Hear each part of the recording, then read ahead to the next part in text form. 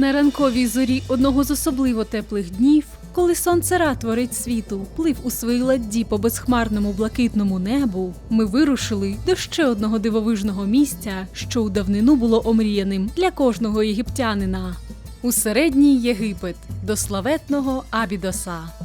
Тут Ніл, затиснутий обома берегами, стає особливо бурхливим. У давнину про цю ділянку ріки ходила погана слава. Казали, що тут часто тонуть судна. Але поряд із цим місцем жив святий шейх Селім, якого люди бачили, як він голим бігає по берегу.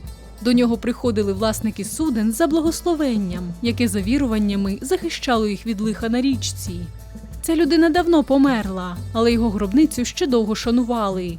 Його син теж усе життя плавав на човні, прикрашеному строкатими тканинами, і отримував пожертви від мандрівників, які вірили, що це гарантує їм щасливу подорож. Однак ми прибули сюди не заради цих історій, а щоб побачити ворота до потойбічного світу, які за переказами знаходяться в пустельній ущелині Пега, оточеній двома горами – владикою життя та паном жертвоприношень. У кожного народу є свої святі місця. Для християн – це Єрусалим, для мусульман – Мекка та Медіна, а для давніх єгиптян – це був Абідос. Кожен мріяв бодай раз у житті потрапити сюди, щоб стати причетним до таїнства Воскресіння Осіріса.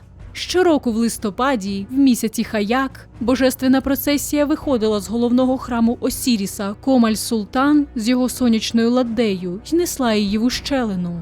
Там, проходячи складні обряди та трансформації, Осіріс здобував безсмертя, даруючи його й усім померлим, чиї імена були згадані під час цього свята їхніми родичами. Через це багато єгиптян привозили своїх померлих до Абідоса. Одні прагнули бути похованими тут, а інші хотіли хоча б тимчасово розмістити останки поруч із гробницею великого бога потойбічного світу. Цікаво, що хоч Осіріса вшановують тут як бога померлих, колись він символізував життя, уособлюючи Ніл, який запліднює Ісіду, чорну родючу землю, що приносить щедрі дари. Під час розливу Нілу Осіріса називали новою водою, яка оживлює поля.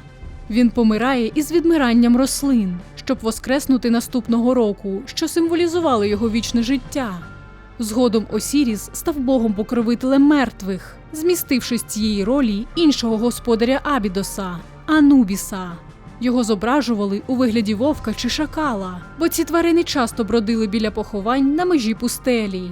Осіріс також витіснив мемфійського владику мертвих Сокара, якого дуже шанували під час будівництва пірамід.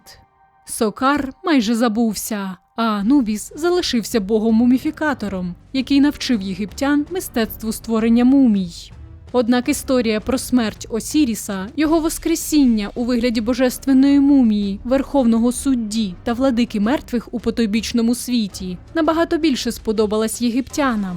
Вони вірили, що кожен померлий, виправданий у залі суду потойбічного світу, ставав Осірісом. При цьому він прагнув досягти найбільшого блаженства, вічної близькості до свого великого прототипу.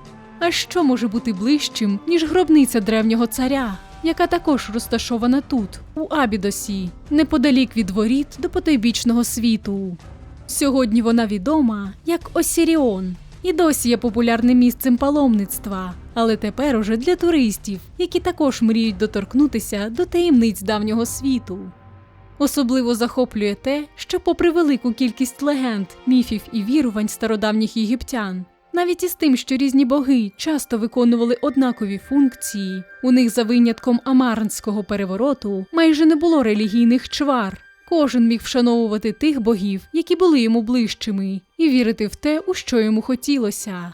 Нікого не дивувало, якщо сусід мав зовсім інші погляди, адже божественний світ вважався непізнаваним до кінця, і чим більше було варіантів, тим ближчими люди ставали до істини. Наприклад, було цілком нормально вважати, що коли сонячна ладдя Ра після заходу сонця пірнає у підземний світ, нові Осіріси радісно зустрічають її в темних покоях своїх гробниць. Водночас найбільшим щастям для них було вважатися супутниками Ра у цих вічних подорожах. Перебуваючи у потойбічному світі, вони виконували обов'язки пахарів, пекарів, збирачів багатих урожаїв і навіть будівельників у вічному царстві Осіріса на священних полях. Здається, за останні 4000 років наше сприйняття стало неймовірно вузьким, адже тепер нам важко зрозуміти те, що для давніх людей було звичним. Як шкода, що людям 21-го століття часто не вистачає мудрості стародавніх єгиптян, особливо в умовах релігійної нетолерантності та конфліктів.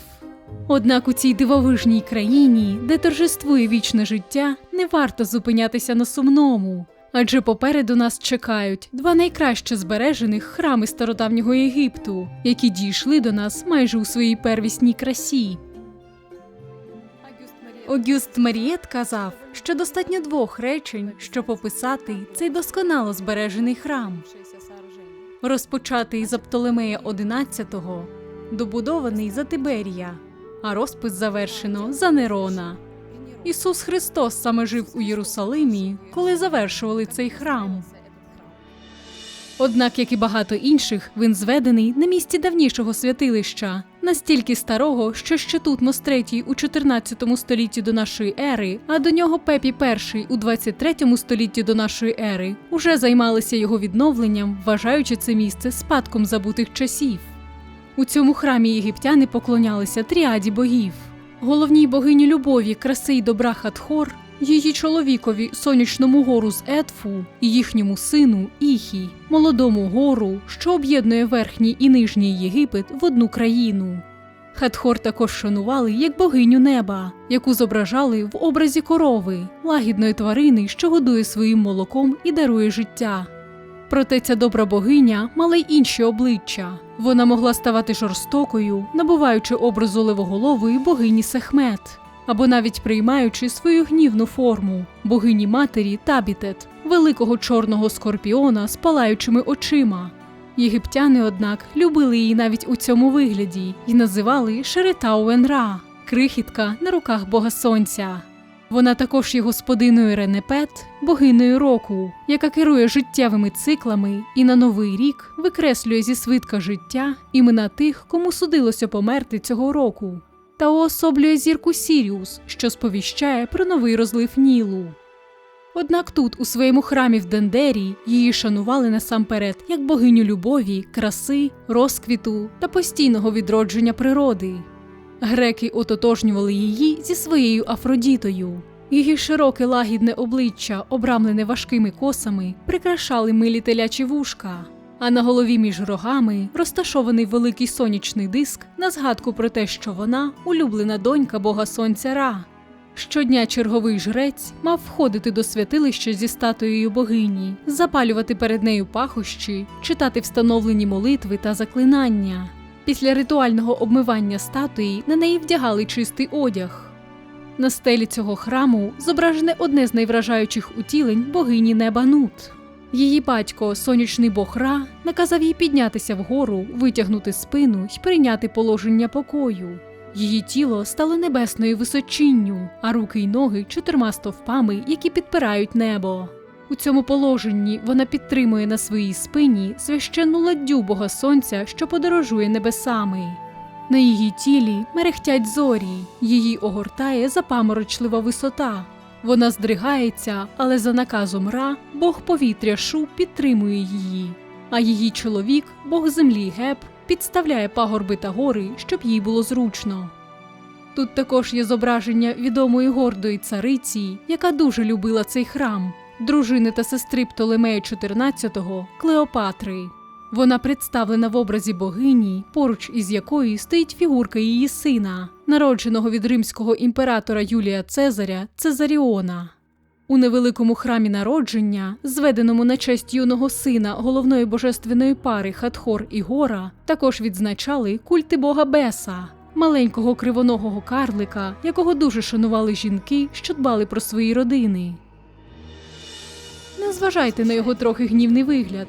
Цей маленький бог був покровителем і захисником материнства, вагітності та домашнього вогнища. Його вважали богом, який чує всі звернення і здатний легко надати особисту допомогу. У цьому храмі святкували день народження царського первістка. Сюди також приходили молоді дівчата, просячи в Бога допомоги для привернення нареченого. І жінки, які боялися втратити увагу чоловіка, або благали про народження спадкоємця й легкі пологи. Храм Хатхор сповнений загадок. Тут є і таємні кімнати, і крипти, і чудовий оглядовий майданчик на даху, де розташоване ще одне невелике святилище, яке так і не встигли добудувати. Завдяки цьому можна побачити, як саме єгиптяни створювали ці прекрасні колони, що називаються хатхоричними. Їхні капітелі прикрашені обличчям богині Хатхор. На дах храму в переддень Нового року піднімалися давні жреці з урочистою процесією, щоб зустріти на сході появу зірки Сіріус, яка сповіщала про завершення одного періоду й початок нового циклу. У той самий час у храмі й на подвір'ї прості люди святкували один із найбільших єгипетських свят – Новий рік. Уявіть собі цю картину.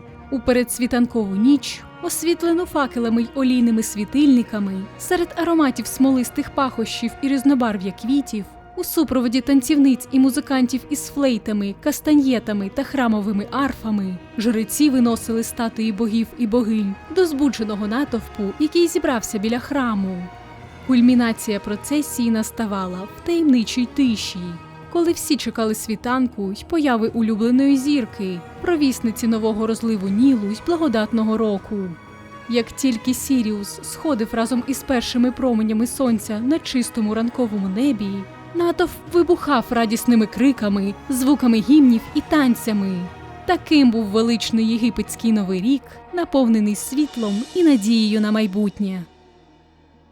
Уже в іншій частині країни, у Верхньому Єгипті, за 800 кілометрів від Каїра, розташований храм одного з найважливіших богів єгипетського пантеону – Гора Едфуського. Його названо так, тому що храм знаходиться у місті Едфу. Згадайте легенду про те, як бог Сет убив свого брата Осіріса і захопив трон Єгипту. Дружина Осіріса, богиня Ісіда, за допомогою бога Анубіса створила першу в світі мумію. Але ця історія має продовження. Незабаром Ісіда народила сина – Гора, бога з головою сокола. Він виріс і вирішив помститися за батька, повернувши собі трон, який належав йому по праву. Гор боровся із Сетом багато років. У цій битві Сет навіть вирвав у Гора одне око. Сили були рівні, і жодна зі сторін не могла перемогти. Тоді Сет вирішив обманом убити племінника. Він запропонував змагатися на ладдях. Коли Гор стояв на своїй ладді посеред Нілу, Сет перетворився на розлюченого бегемота і спробував напасти, щоб розірвати суперника. Але Гор не розгубився. Він схопив гарпун і націлився вразити ворога. Зрозумівши, що програв, Сет почав благати про пощаду. Зрештою, він був змушений повернути Гору трон і його око. Однак Гор не повернув око собі. Розуміючи, що воно має велику силу, він пожертвував його, давши проковтнути мумії свого батька. Завдяки цій великій жертві Осіріс воскрес із мертвих і здобув вічне життя. Гор нарешті посів трон і став великим володарем Єгипту. Єгиптяни дуже шанували Гора і вважали кожного фараона його земним утіленням. Храм Гора в Едфу в сучасному вигляді зведено за часів Птолемеїв, на місці набагато давнішого святилища. Це місце здавна шанували як місце остаточної перемоги Гора над Сетом. Комплекс храму зберіг зображення свята, присвяченого цій події. Воно проводилося на священних ладдях, що пливли по священному озеру. У кількох десятках ритуалів бог Гор перемагає сили хаосу і постає законним володарем єгипетського царства, утверджуючи миропорядок. Кульмінацією свята було жертвоприношення червоного бегемота, який символізував Сета. У святилищі храму зберігся наос – кам'яний ящик, у якому стояла статуя божества. Верхівка наоса має пірамідальну форму і символізує Бен-Бен – первісний пагорб, який першим піднявся з глибин океану Нуна.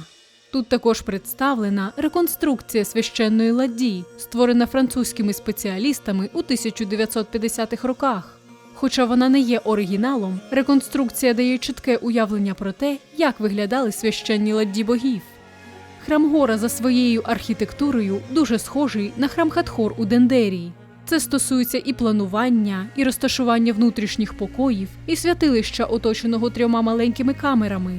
Ймовірно, за часів Птолемеїв багато храмів зводили за спільним планом, з урахуванням старіших святилищ, які розташовувалися на цих місцях. Завдяки тому, що храм був занесений піском, про нього швидко забули і він дуже добре зберігся. За збереженістю пілона, подвір'я, внутрішніх приміщень і навіть захисної стіни, цей храм перевершує всі інші в Єгипті й, можливо, у всьому стародавньому світі. Одним із найважливіших ритуальних свят у храмі Гора вважався божественний шлюб, коли Гор Етфуський поєднувався священним союзом із богинею Хатхор із Дендери. Свято відбувалося під час розливу Нілу. Величезна процесія на священних ладдях, головною з яких була ладдя самого Гора, спершу пливла від нареченого в Етфу до нареченої в Дендеру. Після весільного обряду Хатхор, уже як законна дружина із немовлям, поверталася до свого небесного чоловіка. На стінах храму зображено майже всі етапи цієї церемонії, а також численних божественних гостей, зокрема навіть рідкісне зображення бога Атума, творця Всесвіту, і одного з царів династії Птолемеїв. Цікаво, що більшість царів цієї династії, будучи не єгиптянами і навіть не володіючи єгипетською мовою, часто не мали іменних підписів на стінах храмів. Майстри й жреці іноді писали просто «Пер-Аа» – «Царський дім». У внутрішніх приміщеннях храмів, куди сторонні не допускалися, картуші з іменами царів нерідко залишали порожніми, щоб не оскверняти святині іменами володарів, яких не вважали богоугодними. Проте ім'я царя, зображеного на головному пілоні храму в класичній позі переможця, який побиває своїх ворогів, нам відоме. Це Птолемей XII, батько тієї самої Клеопатри VII, яка стала не лише останньою жінкою, що правила Єгиптом, а й останнім єгипетським фараоном. Після її смерті влада перейшла до римлян, і єгипетська культура поступово занепала.